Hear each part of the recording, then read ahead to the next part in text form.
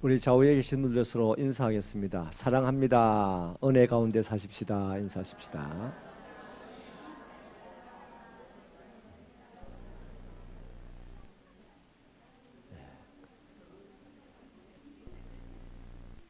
오늘 좀 인사가 좀 기네요.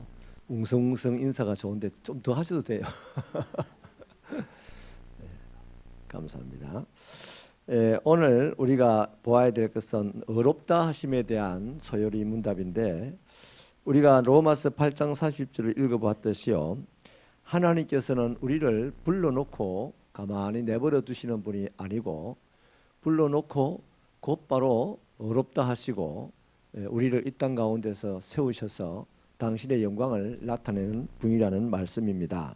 이 어렵다 하심에 대해서 우리 문답 32번 문제를 한번 읽어보실까요? 시작. 효력 있는 부르심을 받은 사람들이 이 생에서 어떤 유익을 얻습니까? 여러분, 아브라함이 하나님에게 부르심을 받아가지고 손해봤습니까? 이익을 받습니까? 눈에 보이는 이익이 뭡니까? 나중에 소돔 그 지역, 가나안 지역의 맹주가 되잖아요. 눈에 안 보이는 이익이 뭐죠? 믿음의 조상이 되고 하나님의 친구가 되는 그런 눈에 안 보이는 이익도 있습니다. 우리가 아브라함처럼 우리도 하나님에게 부르심을 받았다면 이 세상을 살아가는 동안 눈에 보이는 이익도 많이 생기고 눈에 안 보이는 이익도 많이 생기는데, 안 보이는 이익은 대체로 천국에 대한 소망, 천국 들어가는 보장이겠죠. 그건 이제 천국 가봐야 아는 거니까. 그러나 그걸 우리가 소망 가운데 지금 바라보고 나가지 않습니까? 눈에 보이는 이익은 뭡니까? 못된 인생이 착한 인생으로 변하고. 할렐루야. 원래 착해 나오니까 뭐 착한 인생으로 변할 때도 별로 감동도 안 온다. 아주 인간 같지 않았던 사람들이 인간답게 살아가는 사람이 되고, 뭐 이런 걸로 눈에 보이는 아주 큰 유익들이 있습니다. 그래서 답을 한번 읽어보겠는데요. 답을 같이 읽겠습니다. 시작. 이 생에서 효력 있는 부르심을 받은 사람들은 어렵다 하심과 양자됨과 거룩하게 됨과 또한 이런 것들에서 나오는 다른 유익들을 얻습니다. 얻습니까? 또 여러분 얻었습니까? 그러면 우리는 하나님께 감사해야 됩니다. 우리 옆 사람에게 한 번 더 좀 충고 비슷한 권면을 하십시다. 우리 무엇보다도 하나님께 감사하며 사십시다. 한번 충고할까요?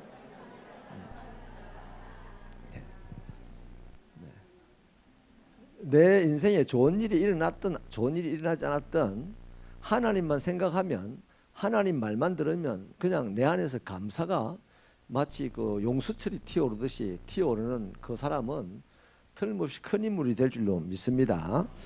그런 모습을 보고 자라는 우리 아이들은 어떤 박사님 밑에서 공부한 아이보다 훌륭한 아이가 될 줄로 믿으시면 아멘. 이제 33번 문 같이 읽겠습니다. 시작. 어렵다 하심이 무엇입니까? 답을 읽습니다. 시작. 어렵다 하심은 그분이 우리의 모든 죄를 사하시고 그분의 눈에 우리를 어렵다 여겨주시는 하나님의 값없이 주시는 은혜입니다. 그분은 그리스도의 의를 우리의 의로 여기시기 때문에 그렇게 하십니다. 어렵다 하심은 오직 믿음으로만 받을 수 있습니다. 자, 그래서 여러분, 부르심을 받은 자들의 유익이 뭐다 하는 것을 잠깐 더 살펴볼 것이고, 그 유익이 대체로 어렵다 함이 유익인데, 이 어렵다 함은 뭘 얻는다? 믿음으로 얻는다 하는 데까지가 이제 성경이 가르쳐주는 내용입니다. 그것을 좀 더 신학적으로 우리가 이제 살펴보려고 합니다. 자, 여러분, 우리가 금방 33번 문에 어렵다 하심이 뭐냐 했을 때 하나님이 값없이 주시는 은혜다. 그 은혜는 그리스도의 의를 우리의 의로 여겨주시는 것, 그것이 은혜라고 말씀을 합니다. 그래서 이 어렵다 하심은 오직 믿음으로만 받습니다. 이렇게 말을 하는데, 야고보 사도의 이야기는 어떠냐면 이런 말씀을 하죠. 행함이 없는 믿음은 죽은 것이다. 이런 말씀을 합니다.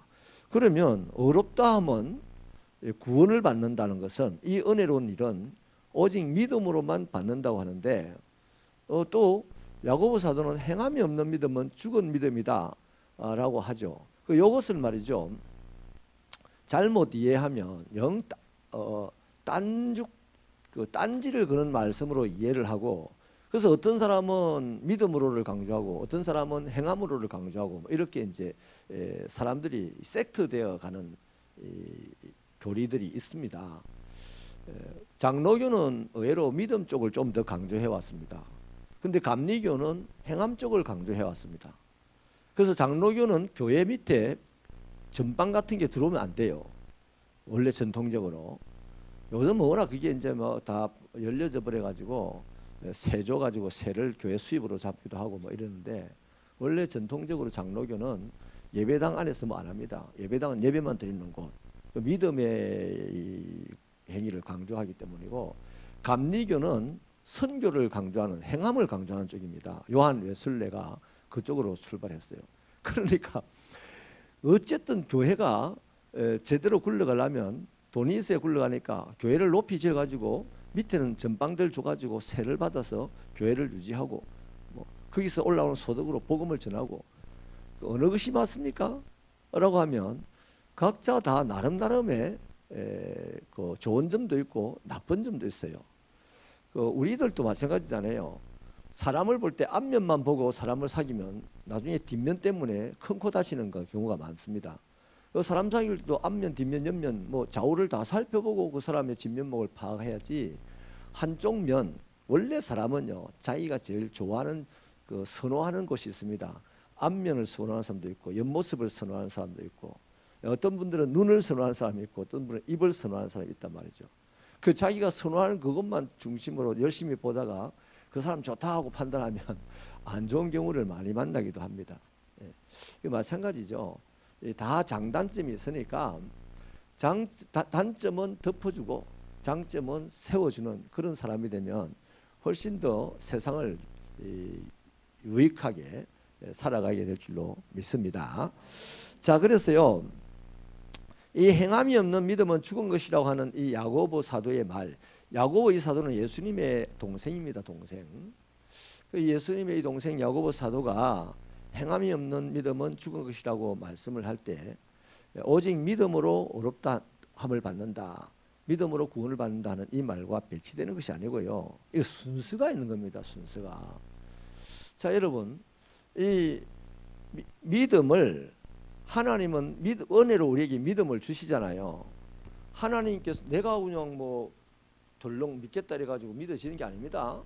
하나님이 나를 부르실 때에, 하나님이 하필 나보다 훌륭한 사람이 아니고 나 같은 사람을 부르실 때 성령이 작동하셔서 내 안에 믿음을 일으키시고, 그렇게 믿는다고 고백할 때 하나님은 나를 예수 그리스도 안에서 의롭다 하신다 이 말이에요. 그 다음 이제 행위는 뭡니까? 이 의롭다함을 받은 자들이 자기 믿음을 증명하는 활동들이 행위입니다. 그래서 내가 행동한 걸 가지고 하나님에게 죄송합니다, 천국을 가고 영생을 얻고 이런 건 아니에요. 우리 자녀들이 좀 못난 자녀도 있고 잘난 자녀도 있잖아요. 근데 못난 자녀는 어떻습니까? 부모의 마음에 부모가 더 가슴으로 안고 살잖아요. 옛날에 스파르타라는 나라가 태어난 아이가 못 낳았으면 다 낭떠러지에 밀어 죽였습니다. 애들을 다 낭떠러지에 밀어놔 놓고서 올라오는 애만 살렸어요. 그래서 극소수의 민족이었습니다. 근데 대단히 강성했어요. 강했어요, 나라가. 근데 그 나라가 오래 갔습니까? 금방 없어졌습니다. 스파르타라는 나라가. 그래서 우리 하나님도 강한 자 이런 게 아니고요, 하나님이 은혜를 베푸셔가지고 성령이 작동하게 하시고, 그 사람 안에 믿음이 하나님의 은혜로 일어나게 하시고, 그 믿음으로 구원을 받게 하시고. 할렐루야. 그래서 믿음은 은혜의 작동이고, 죄송합니다, 믿음은 성령이 하는 작동이고, 우리의 행함은 거기에 반응된 사람의 결과물입니다. 그 믿음의 결과물이에요. 결과물이지, 그걸 가지고 하나님에게 나 이랬잖아요, 저랬잖아요 자랑할 수가 없는 거예요. 아멘이십니까? 자, 그런 상황에서요, 오늘 우리가 이 시간에 꼭 가슴에 깊이 새겨놔야 될 것은 뭐냐면, 내가 믿음으로 의롭다함을 받는 것은 틀림없어요. 부정할 수 없는 사실입니다. 그러나 행함으로 어렵다함을 받은 것을 증명해야 합니다. 이해되세요? 내가 믿음으로 어렵다함을 받는 이것은 누구도 거꾸로 뚫을 수 없고 부정할 수 없는 사실이에요. 그런데 내가 어렵다함을 받았다면 그 사람의 삶의 결과물은 반드시 행함으로 어려운 모습이 나타난다는 거예요. 그게 안 나타나니까 사고부가 아니고 사도 야고보가 행함이 없는 믿음은 쓸데없는 것이다라고 이제 죽은 것이다라고 말을 한 것이죠. 그래서 완전 배치되는 게 아닙니다. 보완해서 설명해 주는 것입니다. 자, 그렇다면요, 부르심을 받은 자들이 얻는 유익이 뭔지를 보겠는데, 아까 말씀드렸던 대로 하나님의 부르심은 혈육이 있다 그랬습니다.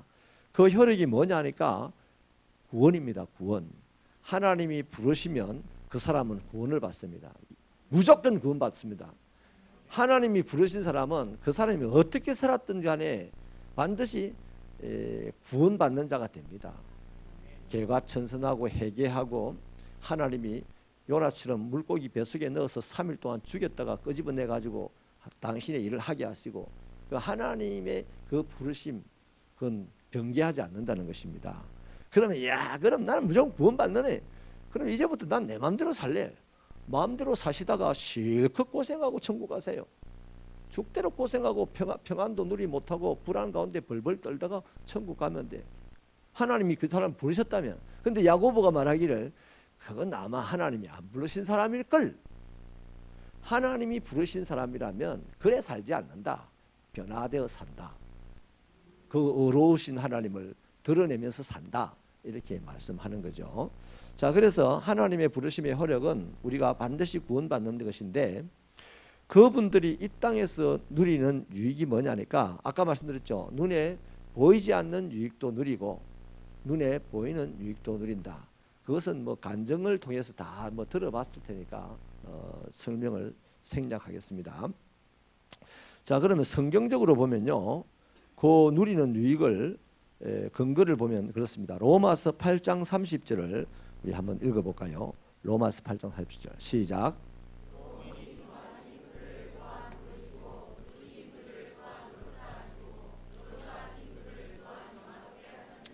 아멘. 자, 하나님이 순서가 있죠. 누구를 정했습니다. 김오룡을 정했어요. 1962년에 이 땅에 보내셨어요. 그리고 그 62년 보냈어서 어느 순간 내가 결혼하고 몇 년 후에 하나님이 나를 딱 불러내십니다. 그리고 나를 사람들 앞에서 사람들은 나를 저 인간 말종 막 해서 손가락질 하는데 하나님은 나를 보고 니는 내 아들이다 이렇게 어렵다 하셨습니다. 그런 사람들 말 신경 쓰지 마라. 뭐 니 내 아들이야. 너는 예수 안에서 내 아들 되었어. 내가 너를 어렵게 여기느니라. 이렇게 말씀을 하셨단 말이죠.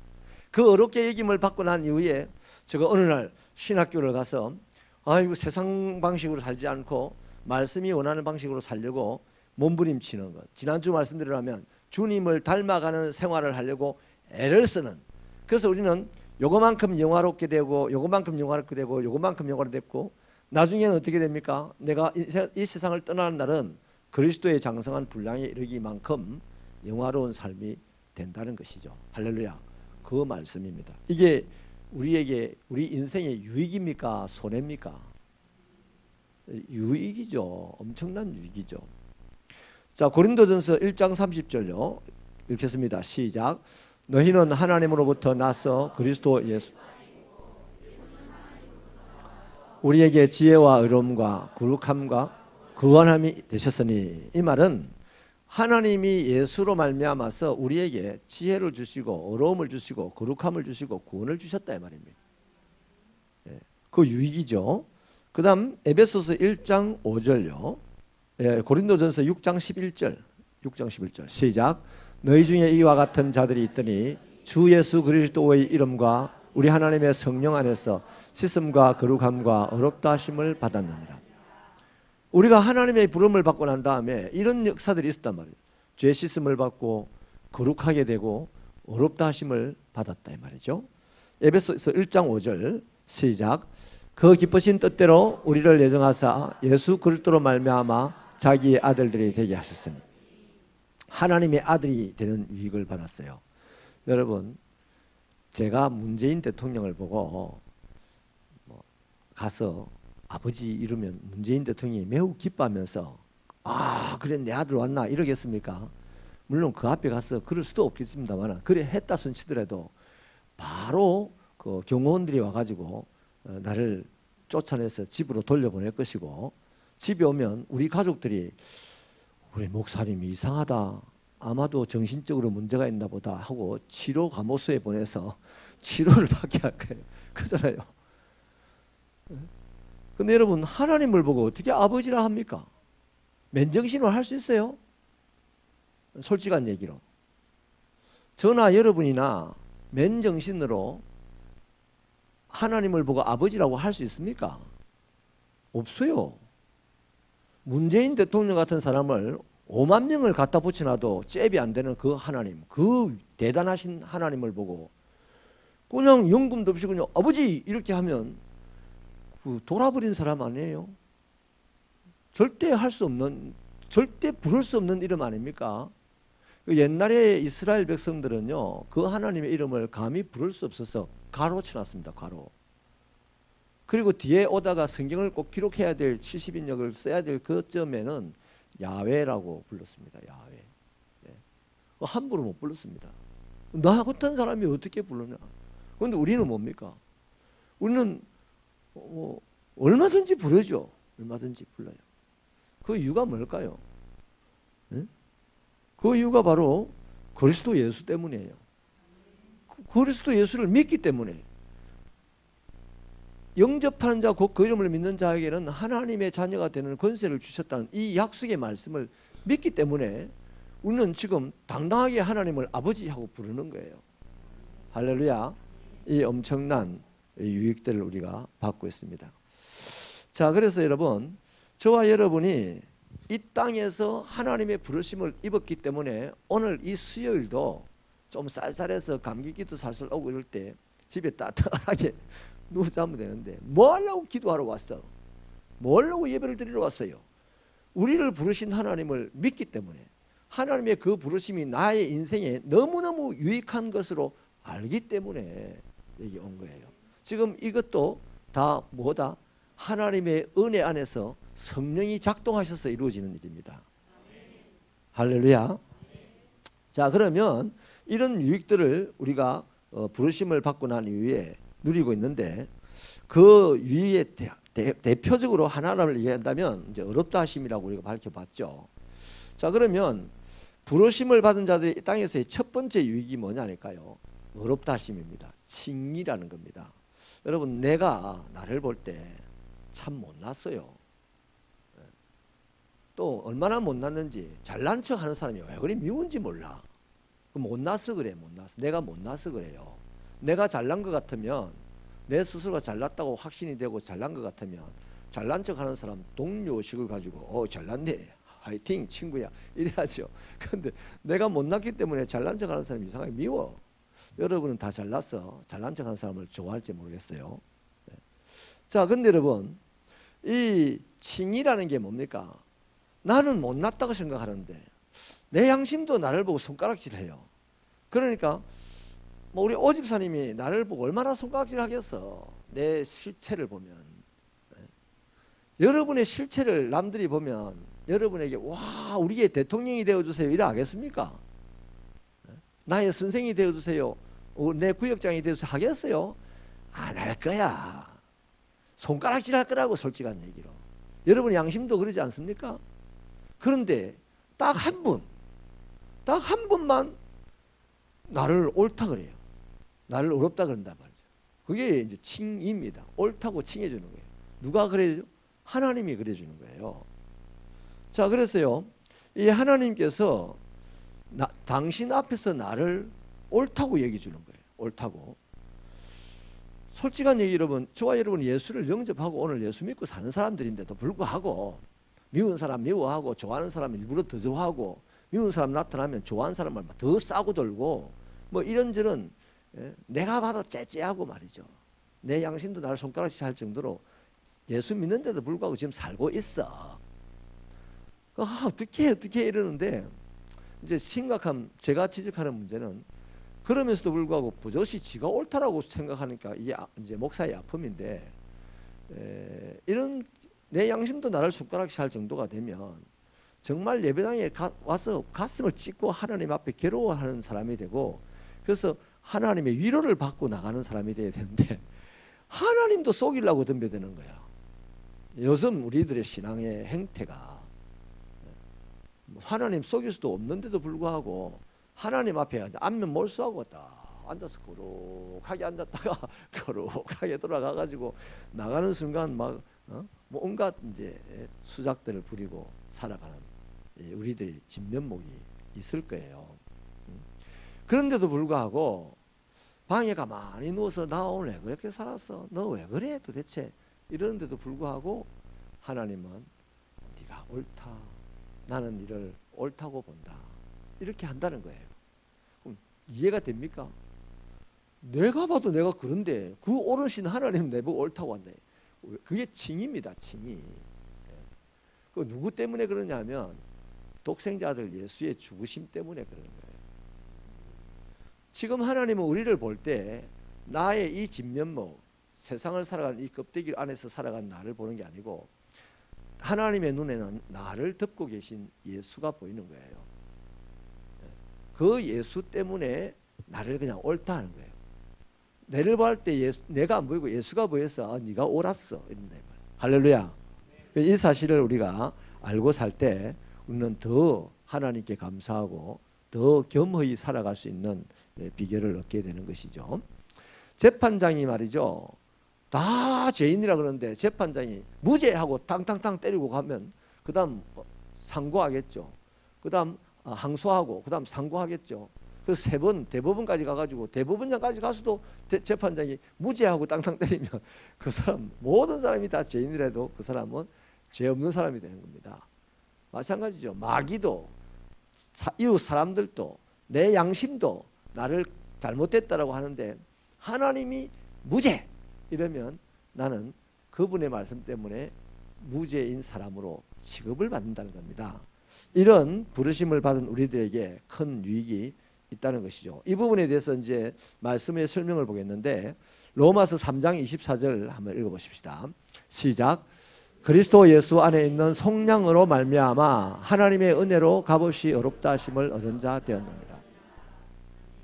아무것도 한 게 없어요. 예수님 한 것 때문에, 예수님 속량으로 말미암아, 예수님이 하신 것 때문에 우리를 옳다라고 해주는 거다 이 말이죠. 에베소서 2장 8절로 9절 읽겠습니다. 시작. 너희는 그 은혜에 의하여 믿음으로 말미암아 구원을 받았으니 이것은 너희에게서 난 것이 아니요 하나님의 선물이라. 행위에서 난 것이 아니니 이는 누구든지 자랑하지 못하게 합니다. 다시 말하면 우리가 옳다함을 받고 칭의를 얻고 우리가 구원을 받았다는 것은 하나님의 선물이라는 것입니다. 그 선물 받고서 뭐 기분 나쁘게 이런 걸 주냐라는 사람이 있다면 그 사람은 이상한 사람이죠. 선물을 받았을 때는 항상 정중하게 감사해야 되죠. 그 선물의 크기를 아는 만큼 그 사람의 감사도 커져야 되는 거 아니겠어요? 네, 그런 겁니다. 에베소서 1장 7절요. 시작. 따라 그의 피로 말미암아 속량 곧 제사함을 받았느니라. 네, 여기 이제 속량이라는 말이나 죄사함이라는 말이나 구원이라는 말이나 다 동일하게 지금 이해되어지는 단어입니다. 근데 뭘로요? 그분의 피로 말미암았어. 그래서 나 같은 죄인 살리신 것은 내게 예수님의 십자가에 흘린 피가 묻어 있더라는 겁니다. 그래서 그 피 때문에 내보고 옳다 하는 거예요. 할렐루야. 자, 로마서 5장 19절 시작. 한 사람이 순종하지 아니함으로 많은 사람이 죄인 된 것 같이 한 사람이 순종하심으로 많은 사람이 의인 되니라. 아담 한 사람이 범죄하여서 그 범죄한 DNA가 전 인류에게 계속 흘러와서 그걸 우리는 원죄라 그럽니다. 내가 아무리 착하게 살아도 그 원죄에 이끌려서 지옥 갈 수밖에 없는 구조 속에 있는 우리들인데 또 한 사람 누구예요? 신이 사람이 되어서서 이 땅을 사람으로 사신 그 예수님 한 분의 십자가의 피 흘리심으로 말미암아 그 모든 것을 말소했다는 겁니다. 말소하시고 우리는 옳은 사람으로 하나님 앞에 취급받게 됐다 하는 것이죠. 그 예수께서 십자가에서 피 흘려 죽으신 것이 지난번에 제가 설교에서 그런 말씀 잠깐 들었죠. 사람들이 예수를 보고 막 울었어요. 예수가 불쌍해서 울었겠죠. 그 여자분들이. 그때 예수님이 너희는 나를 위하여 울지 말고 네 자신과 너희 자녀를 위하여 울으라 그랬습니다. 우리가 감상에 젖으면 안 돼요. 신앙생활 감정에 매여서 신앙생활을 하면요, 내 감정이 조숙으로 변하는데 그 신앙생활 되겠습니까? 신앙생활 하면 할수록 돌아버리는 거지. 어디에 매여서 신앙생활을 합니까? 하나님의 사랑에 매여, 변치 않는 사랑에 매여 신앙생활을 하면 나의 삶이 사람들에게 소망의 언덕이 된다는 그 찬송 가사도 있잖아요. 그 사랑은 어디서 보여집니까? 갑자기 하늘이 파래졌다가 노래졌다가 무지개 색깔이 됐다가 이래지면 하나님의 사랑이 보입니까? 그게 아니고 하나님의 사랑은 말씀에서 보이는 거예요. 말씀에서. 네. 자, 그래서 이렇게 예수님의 십자가에서 피 흘려 죽으심, 그 순종하심 때문에 우리 사람들은 어렵다 하심을 받는 자가 되고 구원을 받았다, 이 얘기를 하는 겁니다. 그 다음에요, 이 어렵다 함은 믿음으로 얻는 거라 했죠. 믿음으로 얻는 건데 이게 방법입니다. 어렵다 하심을 얻는 방법은 믿음입니다. 다른 거 없어요. 딱 한 가지 방법이에요.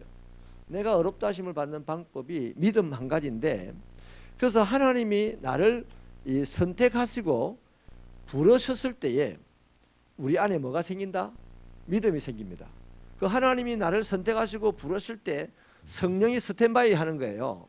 그러면 그 성령이 스탠바이 하고 있다가 하나님이 김호룡 선택, 김호룡을 내가 오늘 불러야 되겠다 하면 그 창세전에 스탠바이 하고 있던 성령님이 62년에 태어난 나를 또 장가고 난 직후에 하나님이 딱 불러내시는 그 순간 성령이 와가지고 내 안에 믿음을 확 집어여가지고 교회로 쏙 가게 되고 예배를 드리는 자가 되고, 빳빳하게 이렇게 예배드리는 자가 두 손 들고 하면서 예배드리는 자가 되고, 통성으로 기도합시다 하는데 가만히 있을 수밖에 없던 제가 옛날에 그랬거든요.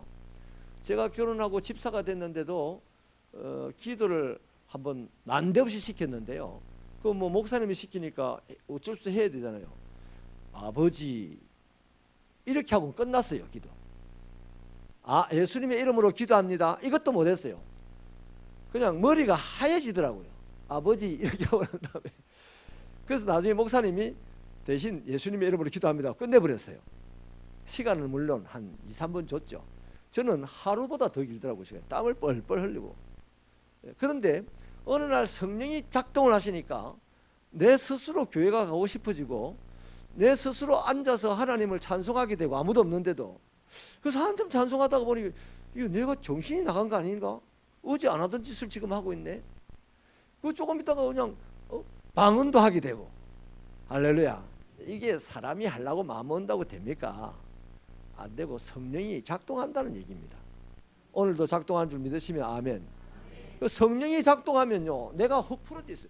한번 따라합시다. 힘 빼라. 예배당에 와서 힘 팍 주고 있으면 성령이 작동 안 합니다.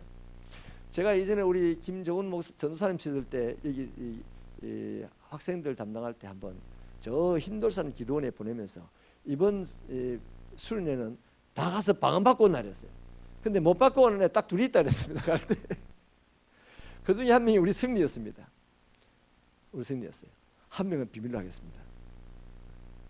근데 이유가 있어요. 이유가. 워낙 알아요. 워낙 이 교회 생리를 알고 기도를 많이 봤어요. 그러면서 나름대로 은혜도 받았지만 나름대로 실망도 많이 했어. 나름대로 본인 안에 딱 생각이 서 있어요. 돌아왔는데 우리 승리가 아빠 다 봤는데 교회하고 내만 못 받았어. 내가 벌써 갈 때 얘기했어요. 전사님한테. 저 둘이는 절대 방언 못 받고 올 거다. 여러분, 내가 힘을 주고 뭘 하면 일이 됩니까? 일이 잘 안 돼요. 코치도 탁구 코치 같은 분들도 팔에 힘을 꼭 주고 있으면 힘 뺐어요. 내가 해준 대로 그냥 따라오세요. 이렇게 한단 말이죠. 수영할 때도 처음 배울 때 코치가 힘을 빼라 그래요. 힘을 꽉 주고 있으면 물에 가라앉아요. 근데 힘을 빼면 안 가라앉아요. 우리 예수 믿는 것도 마찬가지라. 힘을 빼고 믿어야 돼요. 힘을 빼고 믿어야 성령이 작동을 할 때 원활해집니다. 근데 성령이 막 작동하는데 힘을 빡 주고 있으면 괴롭습니다. 설교 듣는 것도 괴롭고 박수 치는 것도 괴롭고 기도 통성으로 하는데 막 그 앉아있잖아요. 괴롭고 막 그런 거예요. 그 힘을 안 뺐어 그래요. 여러분 우리 솔직히 힘이 있어봐야 얼마나 했어요. 하나님에 비하면 아무것도 아니잖아요. 어차피 나보다 힘센 분 앞에 왔는데 하나님 앞에 힘 다 빼시고 하나님 주시는 거 다 받으시는 저와 여러분 되시기를 축원합니다. 축원합니다. 자, 그래서요,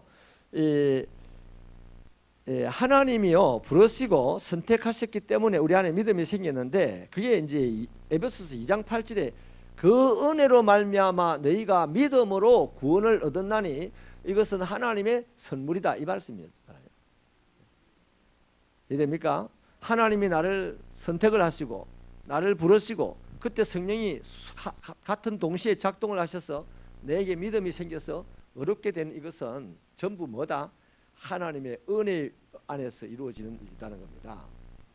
자, 그래서 믿음을 가져가지고 이제 내 편에서 볼 때 믿음을 가져서 어렵게 된 사람들 그들에게는 이제 무엇이 다른 게 나타납니다. 얼마 전에 우리 주일날 말씀을 나눴죠. 그리스도인은 변해야 된댔습니다. 예수 닮아가는 사람으로 변하는 거예요. 하나님이 부르시고 선택하시고 부르시고 성령이 역사하셔서 내 안에 믿음이 생기고 내가 구원을 받았어요. 내가 의롭게 됐어요. 그러면 그 사람에게는 이제 삶의 방식이 달라지는 거죠. 그래서 그 달라진 방식이 뭡니까? 예수 닮아가는 삶이 되는 거예요. 그래서 예수님을 믿는 실력이 오래되면 오래될수록 예수를 더 닮아야 돼? 안 닮아야 돼? 닮아야 되죠? 그런데 여러분 솔직히 여러분 볼 때에 예수를 오래 믿을수록 예수님을 닮아가는 사람이 많이 있던가요? 적게 있던가요? 적게 있던가요? 큰 소리를 하면 안 되겠죠. 시험 들 테니까 다. 그래요. 그게 우리들의 지금 실제적인 문제입니다. 기도는 많이 하는데 응답은 적게 받고 하나님 기도하면 다 응답해 주신다는데 기도는 많이 하는데 응답은 적게 받고 하는 이런 내 편에서 불합리하고 비극적인 일들이 다 그것 때문입니다. 그것 때문에. 그래서 저와 여러분이 하나님의 은혜 안에서 선택받고 부르심을 듣고 성령의 작동하심으로 믿음을 가지고 구원을 받았으니 이제는 그 구원의 열매를 맺는 예수 닮아가는 사람으로 한 걸음 한 걸음 나가시기를 바랍니다. 그냥 구원받았다고 가만히 있으면 구원받은 예수 안 닮은 사람이 돼가지고 그 사람이 다 하나같이 예수님의 십자가 우편에 섰던 강도 죽을 때 주님 나를 기억하여 주세요 하고 천국 가는 사람들이란 말이에요. 그 세상에서 어떻게 된다? 고생치. 세상 사람들도 더 고생하는 거죠. 더 고생하는 거예요. 그렇지 않기를 바랍니다. 세상 사람들보다 더 행복하고 더 넉넉하고 더 권세 있고 우리들의 말이 땅에 떨어지지 않고 이런 축복된 삶을 살다가 떠나는 날 너희들도 나처럼 예수 믿고 천국으로 오너라 이렇게 말하고 떠날 수 있는 저와 여러분 되시기를 축원합니다. 자, 시편 130편 4절 읽어보십시다. 시작. 아멘. 우리를 용서해주고 새롭게 새로운 사람이 되게 해주시는 것이 바로 주님이라는 거죠. 주님께 있다는 거죠. 그 이유는 내 자랑하는 게 아니고 그분을 경외하게, 그분 사랑하게 하려고 한 거다. 로마서 4장 6절로 8절요. 시작. 이란 것이 없이 하나님께 의로 여기심을 받는 사람의 복에 대하여 다윗이 말한 바 불법이 사함을 받고 죄가 가려짐을 받는 사람들은 복이 있고 주께서 그 죄를 인정하지 아니하실 사람은 복이 있도다 함과 같으니라. 아멘. 이게 제가 우리 교회에서 지금 11년 동안 내내 사제의 선포를 하는 그 구절입니다. 그 구절. 여러분, 우리가 허물의 사함을 받고 그 죄의 가려움을 받는 사람이 복이 있다. 누가 그 말을 했어요? 다윗이 그 말을 했다고 이야기하잖아요. 다윗의 죄가 뭐 이런저런 죄가 다윗이 많습니다. 많은데 다윗이 우리하고 다른 점은 뭐냐면 용서받은 확신이 있어요. 그 죄를 지적받았을 때 다윗은 처절하게 괴로워했습니다. 베개가 적셔져 가지고 짜면 물이 나올 정도로 괴로워했고 뼈 마디마디가 다 상하여져서 내려앉는 것 같은 그런 느낌으로 괴로워했다고 합니다. 그러니까 다윗은 하나님에게 용서받은 그 기쁨과 그 확신이 커서 세상을 부끄러워하지 않고 두려워하지 않고 살았어요. 그런데 우리는 어떻습니까? 크고 작은 죄, 나의 자존심까지도 막 덮으려고 일한다고 애를 안 쓰고 돈 번다고 애를 안 쓰고 오늘 돈 버는 하루도 나의 약점들, 나의 뭐 부족한 부분들을 드러내지 않으려고 막 감싸고 오도 싸고 막 이렇게 힘을 주고 막 용을 쓰면서 일을 하려니까 손을 뻗대는데 손이 안 뻗어 이렇게 잡으니 뭐가 잡히겠어요.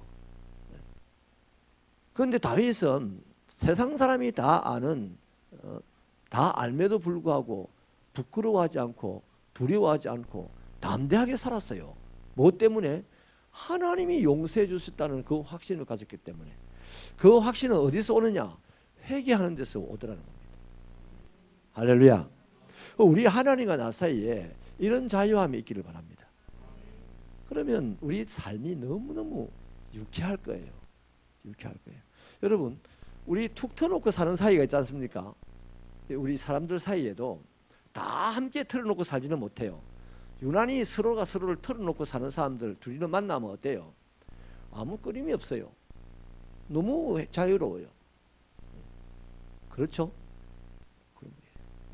우리 하나님과 나 사이에 그렇게 털어놓고 사셔서 예배당에 와서 예배드리는 것이 뻐근하고 힘든 것이 아니고 힘을 충만하게 받고 내가 행복해지고 자유로워지는 그런 시간이 되기를 바랍니다.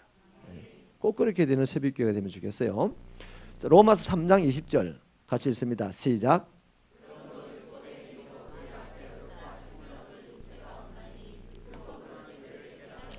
아멘. 행위로는 아무리 좋은 행위를 하더라도 5천억을 기부를 하고 세상을 떠나도 그 사람이 구원을 받지는 못한다는 겁니다. 그러나 뭘로? 이 율법은 오히려 행위는 구원을 받지 못한다는 그것을 가르쳐 주는 것이 바로 율법이라는 거예요. 야고보서 2장 26절을 읽겠습니다. 시작. 행함이 없는 믿음은 죽은 것이니라. 자, 이거 한 가지 더 기억하십시다.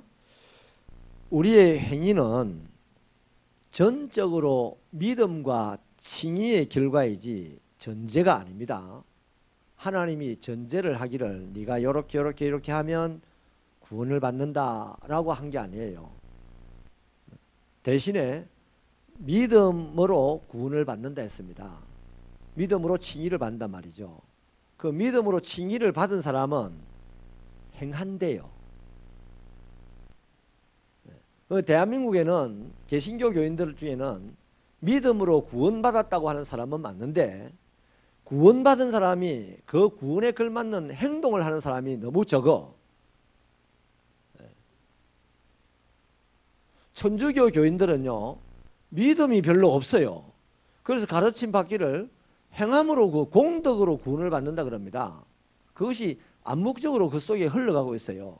그러니까 천주교인들은 내가 뭘 한 게 있어야 천국 가죠. 이런 사람들이 허다합니다. 허다해요. 신학적으로는 그들도 믿음으로 구원을 받는다 그래요. 그런데 실제로 삶을 가르칠 때는 행동하기를 원합니다. 행동하기를. 그래서 천주교는 행동을 잘해요. 데모도 잘하잖아요. 근데 기독교는 거꾸로 믿으면 구원받는다는 이 부분이 너무 강조돼가지고 우리 한국 기독교가 특히 개신교가 특히 믿음으로 구원받는다는 이것이 너무 강조된 나머지 행함을 안 가르쳤어요. 그래서 믿고 끝.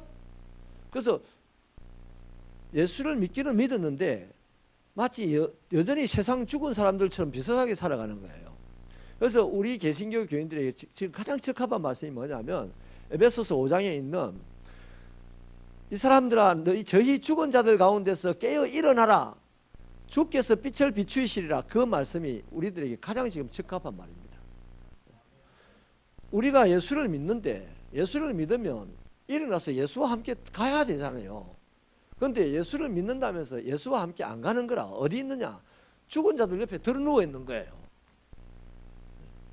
그 이제 사도 바울이 보기에는 너무너무 그것이 답답해서 죽은 자들 가운데서 일어나 깨어 일어나라 주께서 빛을 비출 거다 그랬어요. 에베소 교인들 보고 그랬단 말이에요. 에베소 교인들이 얼마나 훌륭했습니까? 두란노에서 사도 바울이 얼마나 오랫동안 그 말씀을 가르친 집중적으로 세운 교회잖아요. 그런데 그 사람들이 그렇게 말씀을 듣고 배우고 예수를 잘 믿는다고 그렇게 했던 사람들인데도 불구하고 바울이 볼 때는 죽은 자들 옆에서 여전히 아무것도 안 하고 있단 말이에요. 그렇게 안타깝게 권면을 했는데 여전히 말 안 들었어요. 그래서 요한 사도가 계시록에서 뭐라고 얘기합니까? 7교회 이야기하면서 에베소 교회를 분명하게 짚었습니다. 예수님이 그러시고 떠나시는 그 부분을 설명을 하면서 에베소 교회의 문제가 뭐라고 해요? 너희가 첫사랑을 잃어버렸다 이렇게 합니다. 첫사랑을 잃어버렸다. 첫사랑 예수를 믿는 그 한순간 너무너무 좋았습니다. 그래서 사랑합니다 그랬는데 얼마 안 가서 바로 그냥 세상 에베소 시민들 옆에 들어누워 가지고 비슷하게 생활했단 말이에요. 그 첫사랑을 잃어버렸으니 다시 첫사랑을 찾지 아니하면 어떻게 한다? 예수님이 떠나버릴 거다. 그래서 선교학자들이요 요즘 한국의 선교가 무너지고 있다고 얘기를 합니다. 우리나라의 선교학자들도 그러고 외국의 선교학자들도 그래요. 옛날에는 선교가요 로마에서 시작해가지고 영국으로 넘어갔다가 영국에서 시작해서 미국으로 갔어요. 여기까지는 전부 다 그 나라들이 세계를 지배했습니다. 그런데 미국에서 지금 선교의 사역들이 어딘가로 넘어가는 지금 타이밍이에요. 타이밍인데 보십시오. 지금 미국의 그 트럼프 대통령이 못 사는 사람들 자기 나라 오지 말라고 미국 사람들 절대 안 그랬거든요. 우리나라에 안창호, 이승만 다 그때 그냥 갔어요. 미국 사람들이 데리고 들어갔어요. 막 미국 살리고 했단 말이에요. 근데 지금 오지 말아 합니다. 그러면 그 못 사는 나라 사람들이 미국을 좋아할까요? 안 좋아하죠. 미국에서 증거하는 복음을 좋아할까요? 안 좋아하죠. 이미 해외에서는 미국의 선교사들이 오는 것을 썩 반기지 않습니다. 와서 돈 주고 책 읽듯이 글 읽고 쓱 가버린대요. 대화를 안 한다는 게 대화를. 그런데 한국 선교사들은 되게 좋아해요. 한국 선교사는 일단 원고가 없대요. 원고가. 미국 선교사들은 준비를 잘해가지고 그 나라 말을 다 알아가지고 가가지고 원고를 딱 가지고 막 읽고 가버리는데 한국 사람들은 원고가 없으니까 누구를 의지해야 돼? 성령의 작동을 의지해야 돼요. 그래서 한국말로 막 설교를 하는 거예요. 한국말로. 그 한국말이 많이 통합니다. 주여 삼창 막 어디를 가도 다 합니다. 선교제 가보면. 저 아프리카 전대 가면 주여 주여 주여 이거는 한국말 잘합니다. 태권도가 그것도 많이 가르치다 했잖아요. 우리나라 말을. 그런데 선교사님들이 그렇게 참 무식한 모습 같지만 성령이 작동을 하는 방식을 그것밖에 없으니까 택하고 그래 했더니 한국 사람은 너무너무 좋다는 거예요. 왜 좋냐면 저도 아프리카 갔을 때 우리 돈 필요 없습니다 그래. 돈 필요 없고 자기들과 대화를 하고 싶다는 거예요. 자기들과.